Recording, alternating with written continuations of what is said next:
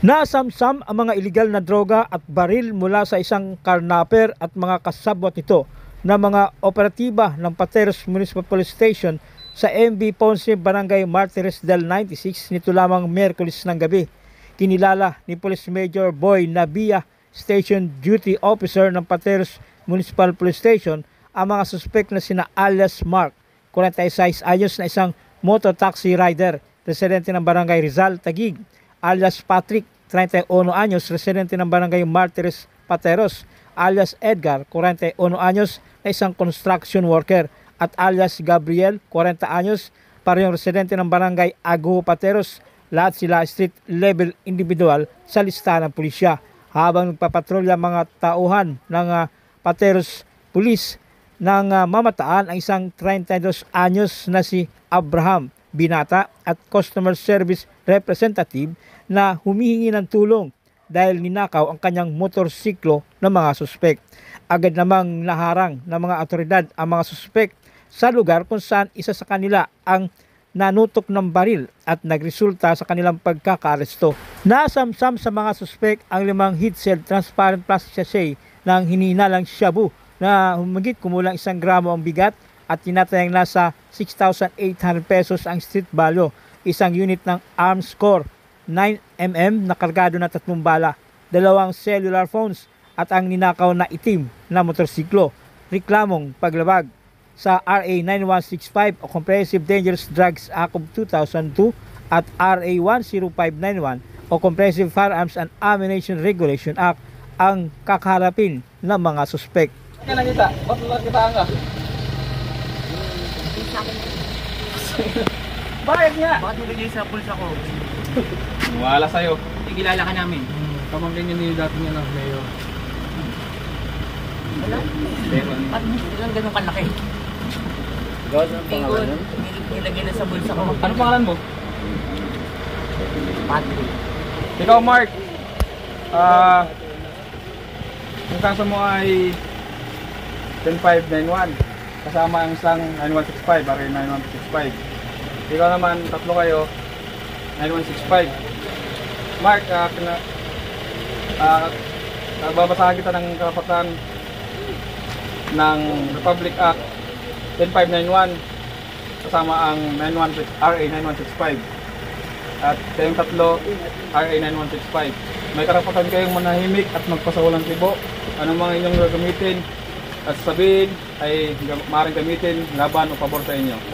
Kung may karapatan din kayo magkaroon ng sariling abogado, kung hindi nyo man tagapagtanggol, kung hindi nyo man kaya, gobyerno ang magpro-provide sa inyo. At may karapatan din kayo magkaroon ng sariling doktor. At kung wala rin kayong kayang ma-provide, may gobyerno rin tayong pwede mag-provide. Naintindihan nyo ba kanya-kanya yung karapatan? Ikaw, Mark. Ikaw. Naintindihan mo? Ikaw. Ikaw, kuya.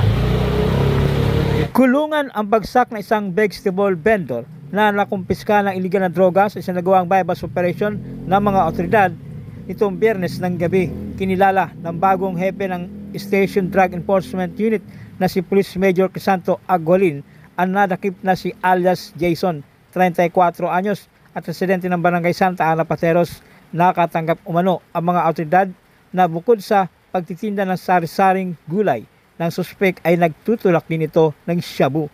Kaya agad itong minamanmanan ng pulisya nang makumpirmang sumasideline ito sa pagtutulak ng shabu ay agad na nagkasa ng bypass ang pulisya. Dakong alas 8:50 ng gabi sa Rosales Street, Barangay Santa Ana, Pateros, nakumpiska sa suspek ang 3 sachet ng ininalang shabu na nagkakalaga ng 3,400 pesos at bypass money. Nakapiit sa Pateros Municipal Police Station ang suspek at kinasuhan na siya ng paglabag sa RA 9165 o Comprehensive Dangerous Drugs Act of 2002. Ito ginamit mong bypass mo. May dalawa pa.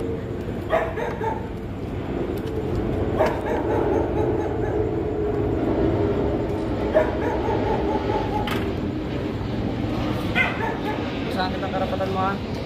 Ito ay may naroon sa paglabag sa Republic Act 9165. May karapatang manahimik at magsawalang kibo. Ano man ang sasabihin, maaaring gamitin ko o laban sa'yo saan mo kumidit sa Pilipinas.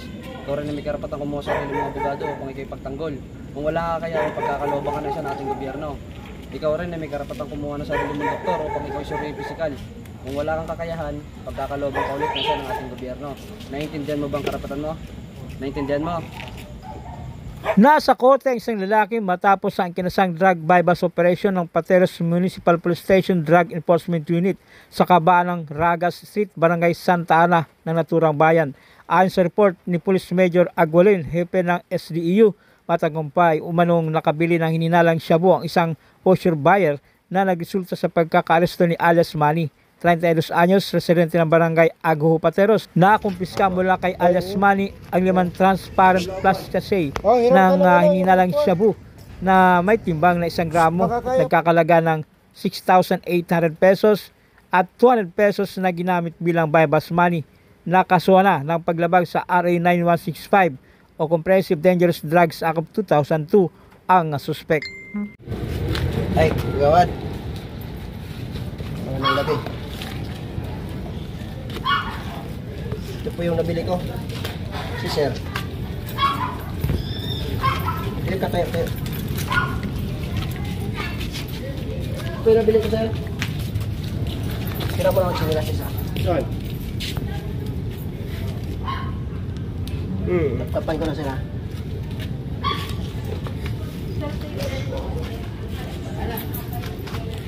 Gagawa.